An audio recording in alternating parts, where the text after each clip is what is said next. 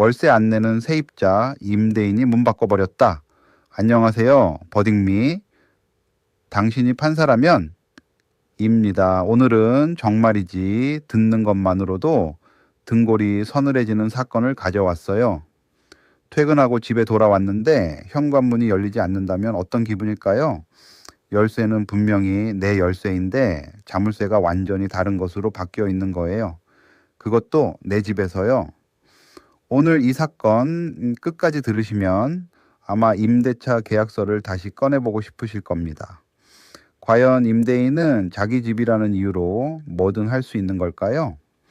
2023년 7월 18일 화요일 밤 서울 강서구의 한 원룸 앞에서 34살 회사원 김민수 씨는 자신의 눈을 의심했습니다. 오후 8시 30분 긴 하루를 마치고 집에 돌아왔더니 현관 자물쇠가 낯선 것으로 바뀌어 있었거든요. 열쇠를 꽂아도 꿈쩍도 하지 않았습니다. 이 집은 민수 씨가 2년 전 보증금 처음 1,000만 원에 월세 50만 원으로 계약해서 일상을 쌓아온 공간이었어요. 떨리는 손으로 민수 씨는 임대인 박영호 씨 58세에게 전화를 걸었습니다. 박 씨의 목소리는 차가웠어요. 3개월치 월세 150만 원 안 내고 연락도 안 되니까 조치 취한 거야. 돈 가져오면 열쇠 줄게. 민수 씨는 순간 말문이 막혔을 거예요. 회사 구조조정으로 급여가 30%나 삭감되면서 생활이 너무 빠듯해진 건 사실이었거든요. 하지만 그는 자물쇠가 바뀌기 바로 전날 박 씨에게 문자를 보냈었어요. 사장님, 이번 주 금요일까지 2달치 100만 원 먼저 입금하고 나머지는 8월 5일 입금하겠습니다. 정말 죄송합니다. 박 씨는 이 문자를 읽고도 아무 답장 없이 다음날 바로 자물쇠를 바꿔버린 겁니다. 그날 밤 민수 씨는 친구 집에서 잤습니다. 회사 가방도 노트북도 다음날 입을 옷도 전부 집 안에 있었어요. 경찰을 불렀지만 경찰은 민사 문제라며 개입하지 않고 협의하라는 권고만 했습니다. 7월 20일 박 씨가 연락을 해왔어요. 150만 원에 이번 달 월세까지 200만 원 가져오면 열쇠 줄게. 아니면 짐 다 버릴 거야. 일간 찜질방과 친구 집을 전전하며 한여름 더위를 버텨야 했던 민수 씨. 결국 그는 변호사 무료 상담을 통해 충격적인 사실을 알게 됩니다. 임대인이라도 세입자 동의 없이 자물쇠를 바꾸는 건 불법이라는 것이었죠. 자, 이 사건의 핵심은 바로 이겁니다. 임대인은 자기 소유의 집에서 월세를 안 내는 세입자를 내보내기 위해 자물쇠를 바꿨어요. 어떻게 보면 내 집인데 내가 뭘 해도 되는 거 아냐 싶기도 하죠. 하지만 법은 다르게 말합니다. 이걸 법적으로는 자력구제 금지 원칙이라고 해요. 쉽게 말하면 아무리 내 권리가 있어도 법원의 판결 없이 힘으로 직접 해결하면 안 된다는 거예요. 이게 왜 중요하냐고요? 이 원칙이 없으면 힘 있는 사람이 언제든 법을 무시하고 약자를 내쫓을 수 있게 되거든요. 월세 계약을 맺고 있는 수백만 명의 세입자 모두에게 직결되는 문제입니다. 민수 씨 입장에서 한번 생각해 볼게요. 경제적으로 너무 힘든 상황이었고 어떻게든 갚으려고 구체적인 날짜까지 적어서 문자를 보냈어요. 그런데 그 문자를 읽고도 아무 말 없이 다음 날 바로 자물쇠를 바꿔버렸다는 건 대화의 기회 자체를 차단한 거잖아요. 노트북, 서류, 옷까지까지 전부 집안에 갇혀버린 채 5일을 떠돌아야 했던 그 고통 충분히 공감되시죠? 반면 박 씨 입장도 한번 들어볼게요. 3개월째 150만 원이 안 들어오고 있고 전화도 잘 안 받는 상황이에요.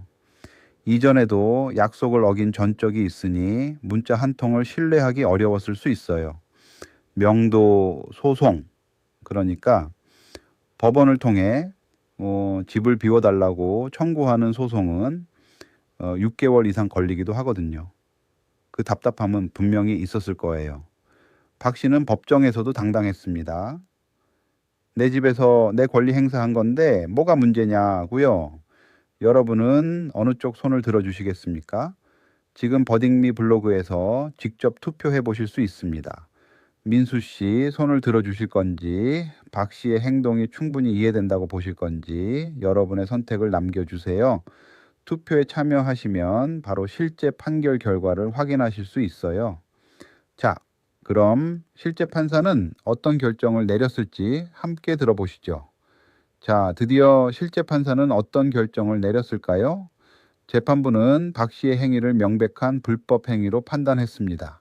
주택임대차보호법 제4조는 세입자의 주거 안정을 보장하고 있고, 임대인이라도 법원의 판결 없이 세입자를 강제로 내쫓을 수 없다는 것은 이미 확립된 원칙이라고 밝혔어요.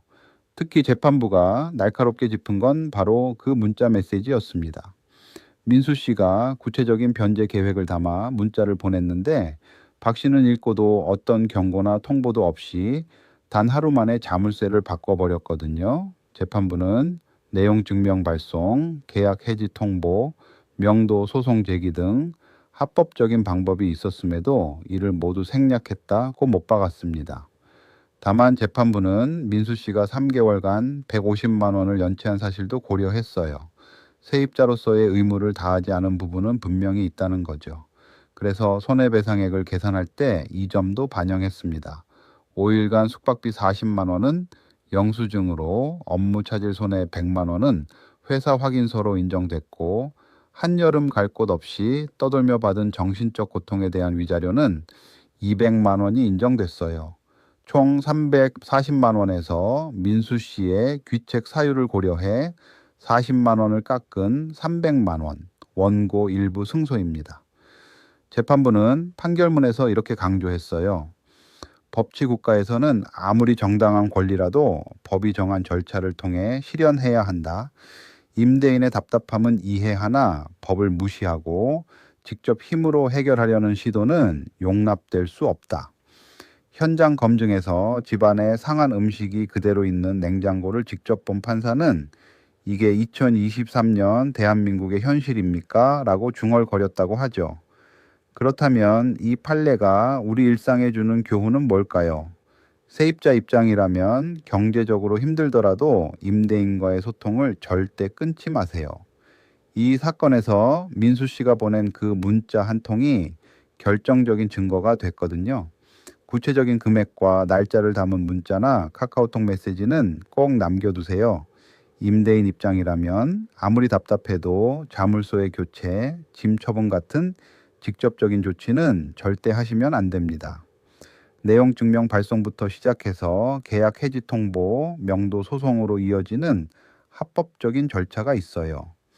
시간이 걸리는 건 맞지만 법을 무시하면 오히려 손해배상을 해줘야 하는 상황이 됩니다.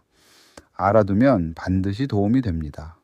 임대차 계약은 맺을 때보다 끝낼 때가 더 중요하다는 것 꼭 기억해 두세요. 당신이라면 어떤 판결을 내리셨을까요? 오늘 사건 어떠셨나요? 버딩미가 마음에 드셨다면 구독과 공유로 주변에 알려주세요. 여러분의 한 번의 공유가 더 많은 사람들이 자신의 권리를 지키는 데 도움이 됩니다. 다음 판례에서 만나요.